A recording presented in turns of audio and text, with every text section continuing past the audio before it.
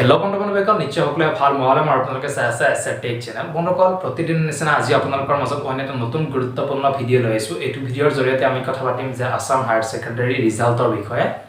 বন্ধুসকল Assam higher secondary যে কল ছাত্ৰ-ছাত্ৰীয়ে পৰীক্ষা দিছে সেই কল ছাত্ৰ-ছাত্ৰী বহু দিনৰ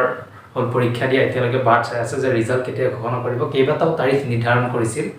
সেই তাৰিখসমূহ বাতিল কৰা হৈছে অৱশেষত এটা তাৰিখ ফিক্স কৰিলে যেটো তাৰিখত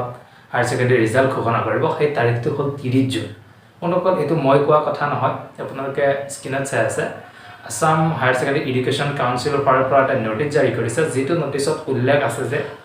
30 জুনত ৰিজাল্ট ঘোষণা কৰা হ'ব তো বন্ধুসকল স্ক্ৰিনত চাই আছে আপোনালোকে ইয়াতে চাওক স্পষ্টকৈ কৈছে যে 30 জুনত ৰিজাল্ট ঘোষণা কৰা হ'ব তো নিৰ্ধাৰণ কৰিলে অলৰেডি আজি হল 24 তাৰিখ তো 6টা দিন আছে তো কেইবাটাও দিনৰ পিছত আপোনালোকৰ ৰিজাল্ট ঘোষণা কৰিব তো সেই ৰিজাল্ট মোক কেনেকৈ চেক কৰিব পৰৱৰ্তী সেই ভিডিঅ' বনাই দিম মই যে ৰিজাল্ট কেনেকৈ চেক কৰে ঠিক আছে মই ৰাতে নোটিছটো পাইছো নোটিফিকেশন পোৱাৰ পিছত আপোনালোকৰ সৈতে এই ভিডিঅ'ৰ জৰিয়তে শেয়াৰ কৰিলো ঠিক আছে বন্ধুসকল আজিৰ কাৰণে ৰাখিছো ভিডিঅ'টো যদি ভাল লাগিছে তো লাইক কৰিব পৰৱৰ্তী ভিডিঅ'ত লগ পাম জয় আই